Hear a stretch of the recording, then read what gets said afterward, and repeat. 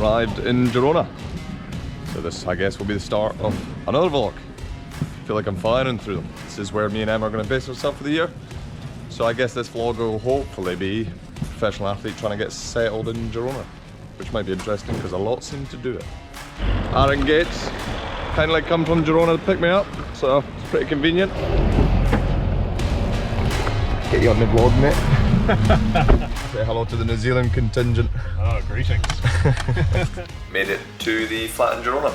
So this is where we'll be parked up for the rest of the year. So we're living with Corbin and Campbell Stewart. So probably familiar names to a lot of the New Zealand audience. But yeah, this will be our wee humble abode. Nice kitchen, nice little living room, gorgeous little outdoor area. We're pretty lucky actually to have such a nice apartment, especially for me and Emma's budget. We don't have a lot of money, so living with a couple other guys definitely helping reduce the cost. And yeah, hopefully it'll be a cool year. We've got the Gates over for dinner, Kirsty Gate and Aaron Gates. Yours looks nice. I like how you've gone for the minimalistic look, Gate. Just like personality. Just too much. Just too much. Corbin can't go at mealtime without his favourite show. Every time, mate, we've got guests over. I couldn't eat. Maybe I should try.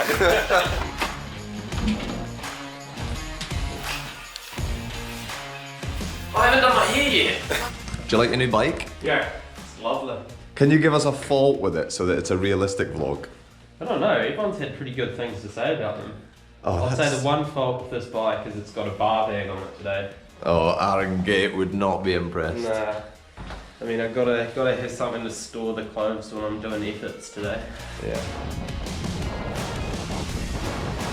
I'm just recently back in the training. So the last few days have been Corbin coming out and giving me a kicking. But I thought it was about time I asked him a few questions. Getting Mark acclimatised to Girona. He's come from Scotland, it was a bit cold there. Yeah, I spent a week in Scotland and it was like 4 degrees and rain every day. So I came to Girona and everyone's saying how bad the weather is. It's a little bit overcast. And so I kind of had legs out. But I forgot when you climb up to 1,000 meters how cold the descents are. And Corbin thankfully didn't warn me. Anyway. No, I warned him on day 1 and it wasn't cold. And then by day 3 I didn't want to sound like his mother, so I thought I'll let him learn the hard way. No New Zealand summer for you this year. Talk us through the last 6 months, 8 months, 10 months? Yeah, Post Olympics, I guess. Yeah, from the games I came to Netherlands, lived in Stewart for about 3 months racing with ECG. And then yeah, COVID was still pretty tough situation to get back to New Zealand, so had to stay over here, couldn't get a spot. Missed Southland. And you might get missed Southland. That's got a heart. Haven't seen my girlfriend in a long time, so it's been yeah, not ideal, but I guess with my first year living in Europe, it gave me a good amount of time to sort things out with living in Andorra and yeah. And you'd signed for Israel before you came to Europe, it's before the Olympics, eh? Yeah, so that was nice. I actually, it's a really hard race to win in New Zealand called Cyclist. So I signed off the back of that, pressure off my shoulders going into the Olympics. That I had a few years to settle in over here, and then Mark managed to win Cyclist Classic this year. So yeah. So barring, say, a few races that admittedly didn't go to plan after the Olympics, how have you settled into the World Tour? What racing have you done, and how's it been? Oh, it's been okay. It hasn't gone perfectly. I've had a few crashes and stuff. Reasonably serious one at opening weekend in Omloop. Mild concussion off the back of that, but the training's been going good since, and now I'm just getting ready for a one-dayer in Italy before Catalunya, which is, yeah, a week-long stage race around this area, so that'll be exciting. Mega. And what's the training like in Girona? Wonderful. I've struggled because they love a late start, but they tell me it's because all the races start late. Is that true?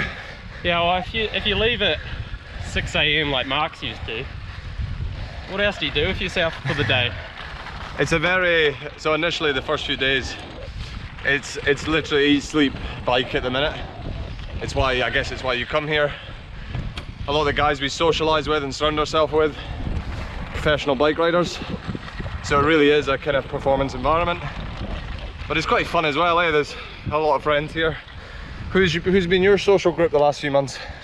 Oh, there's I'm lucky enough actually my brother's just moved over, so it's been nice to see him before before Christmas. I hadn't seen him in about 2 years, so yeah, it's been really nice. And then also there's a bunch of young Aussies and Kiwis over here, so.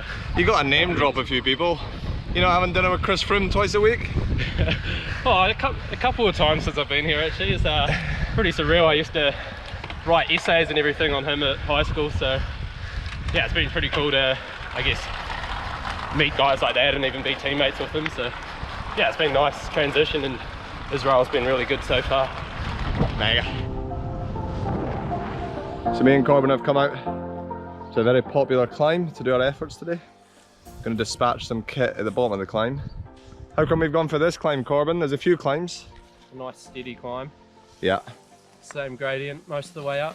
What's the other climbs people might have heard of? Rocacorba, Els, Murdale Mont. How come we're not doing them? A bit more undulating. Yeah, not for us. Yeah, not as steady as this one, I believe anyway. So Corbin says if you were to come to this climb in the summer, it's called Amir. Amir? I've never been here in the summer, so. Corbin's been told it would just be ravaged with pros doing efforts. Yeah, a lot of pros, they do their efforts and then they do pull-ups on the pull-up bar. You catch a lot of the climbers.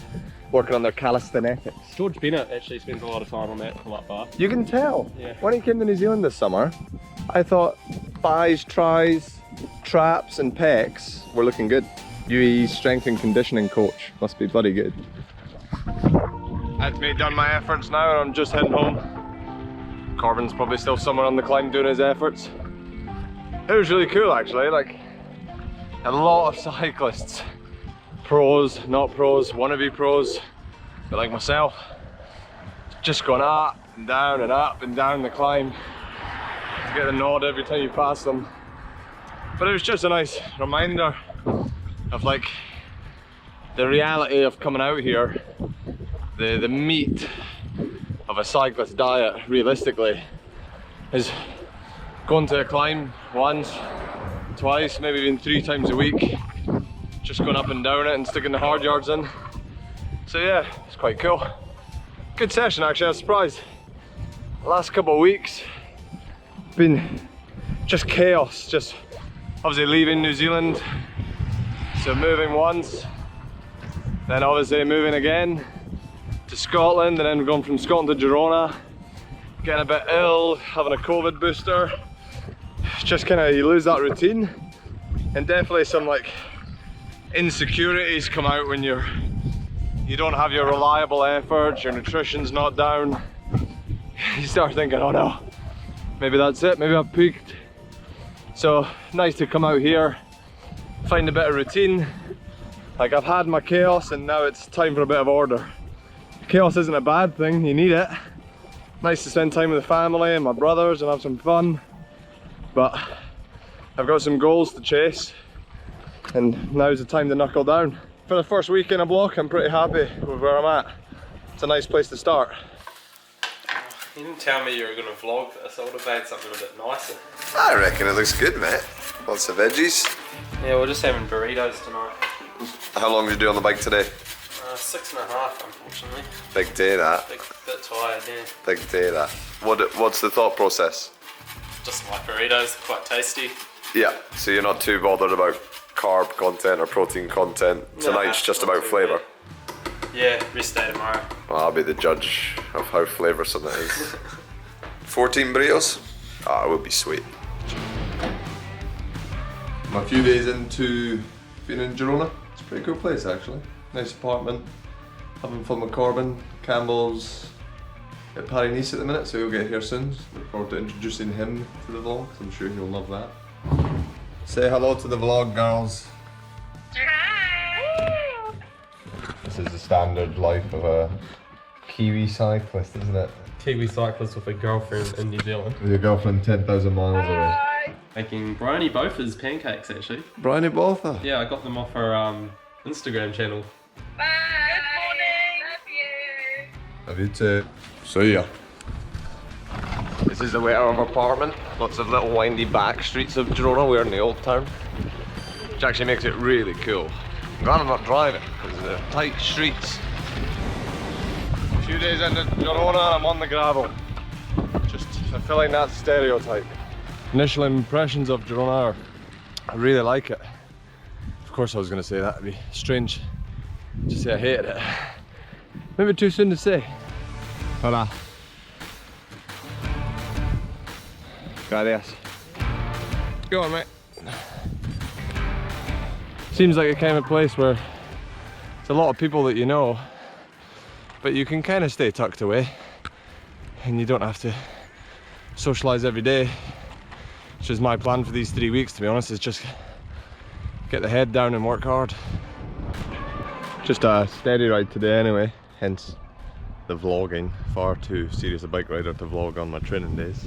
Doing a tour route that Corbin recommended. He said go up Hincapi and down Hell's Angels. The 50-year-old British bloke in me wants to call it Hell's Angels, but I'm pretty sure it's probably pronounced Els Ingles or something more Spanish. So if you do know and you see me, tell me how it's pronounced, please. Don't want to walk around here being that ignorant British bloke. I'm actually trying to make an effort to learn language. Got it. Not walking. Girona's a city on a hill. But we live almost in the centre, so always walking the town. And it's basically just filled with lots of little streets like this, lots of little alleyways. And at the bottom, or halfway up them, lots of little cool bars. So there's been a lot of gentrification, a lot of modernisation of a lot of the shops and towns, which, yeah, good or a bad thing, probably positives and negatives to it all. For anyone that watched Game of Thrones, apparently this is when they filmed it. Someone rode their horse down these steps.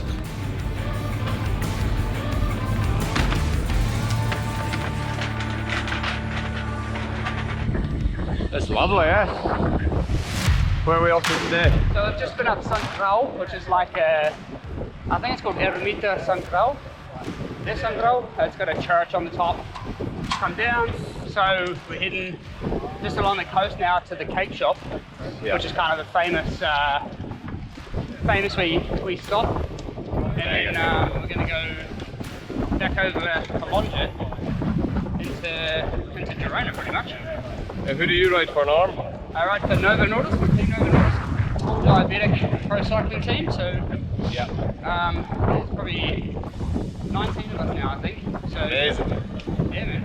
Definitely comes with its own challenges, I imagine. Yeah, big time. Handling diabetes, being a professional athlete. Yeah, definitely. But, you know, you can buy, you manage. Beautiful day at the beach. Did you bring your togs? Went swimming here in January and got the most weird looks from the locals I've ever seen. Guys walking around in 2 puffer jackets. They thought it was that cold. People underestimate how cold it is in Invercargill. Yeah, The people you meet over here, you realise everyone thinks New Zealand's just like Australia, you know? You're on the beach. I'll give Corbin that. Emma, my fiance's from Invercargill, and it is a very similar climate to Scotland. I think the first 4 rides that I did here were all to the cake shop.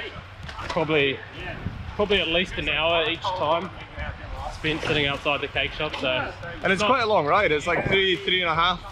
Why do you think that massive bird was there? The what? That massive bird, the big green one. See what you're talking about. You did not see that massive bird on the last roundabout? Bird. Oh yeah. How did you miss that? I don't notice other birds. The cake shop. Famous cake. What'd you get? Bocadilla. That is a bit stereotypical, isn't it? It's almost like Invercargill, but just a little bit less. You might have a snorkeler. I'm just going to be above my head.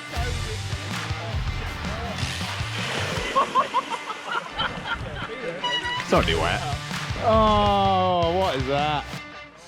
Your feet probably got wetter. Triathlete, you should be doing freestyle through there. This is how we finish most rides.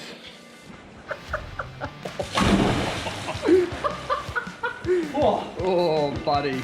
Nice. That was about 4.5 hours. So, Nice. not a bad day. Bit of sun out now, believe it or not. Finishing Sunday ride with Norm and Corbin. Corbin's bum. Hopefully I've done justice of what a week in Girona looks like. Just a heck of a lot of bike riding. Some pals. Yeah, enjoy.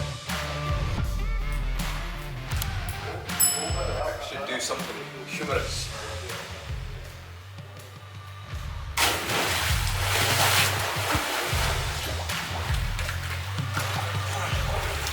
Lemon egg, mate. A lot of water came out there. I'm losing weight. Do you want to do the outro? Hope you guys enjoyed settling in with Mark to Girona and enjoyed the lifestyle that Mark's going to be living for the next 10 years, hopefully. Yeah, hopefully if Corbin can get me on Israel.